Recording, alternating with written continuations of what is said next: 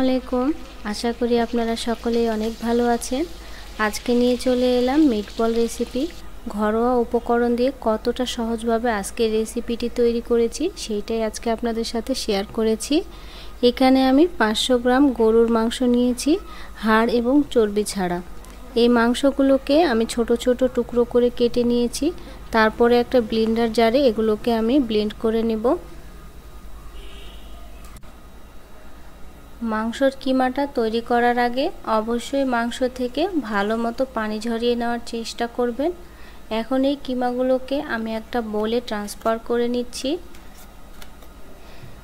Beef, mutton কিংবা chicken যে কোনো মাংস দিয়েই আজকের এই মিটবল রেসিপিটা আপনারা তৈরি করতে পারেন। এখন আমি এইখানে দিয়ে দিব পাউরুটি। আপনারা যদি পাউরুটি না দিতে চান তাহলে এইখানে বেসন ইউজ করবেন পাউরুটির বদলে। এইখানে আমি 500 গ্রাম মাংসের জন্য 4 পিস পাউরুটি নিলাম, আর এগুলোকে পানিতে ভিজিয়ে সাথে সাথে তুলে নিয়ে চিপে তুলে নিচ্ছি। তারপরে এগুলোকে দিয়ে দিব মাংসের ভেতরে। এখন দিয়ে দিচ্ছি কাঁচামরিচ কুচি, 1 চা চামচ গোলমরিচের গুঁড়া, 1 চা চামচ রসুন বাটা, 1 চা চামচ আদা বাটা, আর দিয়ে দিচ্ছি পেঁয়াজ কুচি 3-4টার মতো, আর দিয়ে দিচ্ছি গরম মশলার গুঁড়া 1 চা চামচ, আর স্বাদ মতো লবণ। এগুলোকে এখন ভালো মতো মিশিয়ে নিচ্ছি। এখানে আপনারা হলুদের গুঁড়া কিংবা মরিচের গুঁড়াও দিতে পারেন, তবে আমি হলুদের গুঁড়া না দিয়ে শুধু 1 চা চামচ মরিচের গুঁড়া দিয়ে দিলাম। ভালো মতো মেশানো হয়ে গেলে এখানে আমি অ্যাড করে দিব একটা ডিম। প্রয়োজন অনুসারে 1-এর অধিকও ডিম লাগতে পারে, আপনারা সেটা বুঝে নেবেন যে ডিম লাগবে কিনা। আমি এখানে এখন একটা ডিম দিয়ে দিয়েছি, আর ভালো মতো মেশানো হয়ে গেলে এগুলোকে আমি বল বানিয়ে নেব। এইটা মাখানো হয়ে গেলে এটাকে রেস্টে রাখার কোনো প্রয়োজন নেই, কারণ এটা রেস্টে রাখলে পানি ছেড়ে দেবে। আর এখন বলগুলোকে আমি বানিয়ে নেব।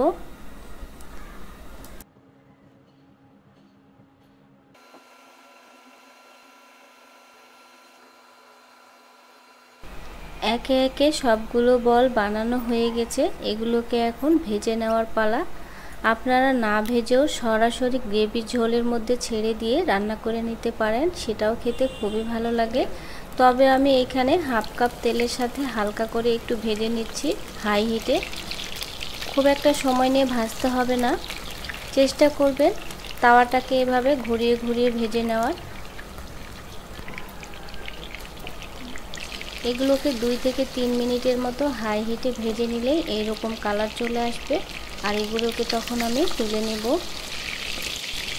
আর যদি মিটবলটাকে আপনারা স্ন্যাক্স হিসেবে খেতে চান তাহলে এগুলোকে আপনারা হালকা হিটে অনেক সময় নিয়ে ডুবো তেলে ফ্রাই করে নেবেন। যেহেতু আজকের এই মিটবলটাকে আমি কোফতা কারি তৈরি করব, এই জন্য হাই হিটে খুব দ্রুতই ভেজে তুলে নিচ্ছি। পরের ব্যাচের মিটবলগুলো ভাজা হয়ে গেছে।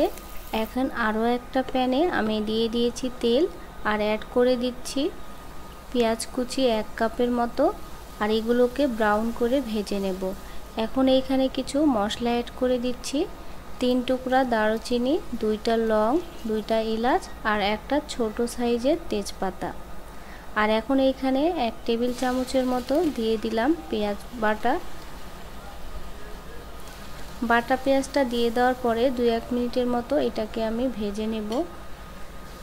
আর এখন দিয়ে দিব একটা টমেটো কুচি।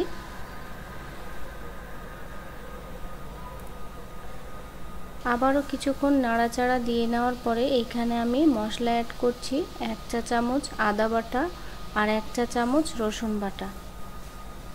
ধাপে ধাপে ঘরোয়া যে মশলাগুলো থাকে সেইগুলোকেই আমি দিয়ে দিচ্ছি।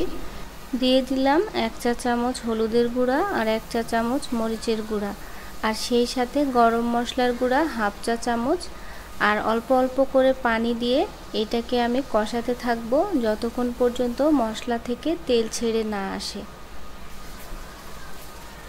আপনারা এইখানে টক দইও ব্যবহার করতে পারেন, তবে আজকে আমি একদম নর্মালভাবে আজকের মিটবলটা তৈরি করছি।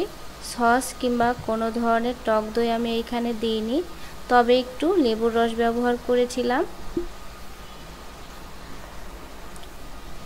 এখন মিটবল দিয়ে দেওয়ার পরে এটাকে আমি 2-3 মিনিটের মতো পানি ছাড়াই ভেজে নেব। তারপরে ভাজা হয়ে গেলে এইখানে আমি 1.5 কাপ পানি দিয়ে দিচ্ছি, আর তারপরে ঢাকনা দিয়ে ঢেকে রেখে দেব 15 মিনিটের মতো। আর এই 15 মিনিটেই মাংসটা সেদ্ধ হয়ে যাবে ভালো মতো।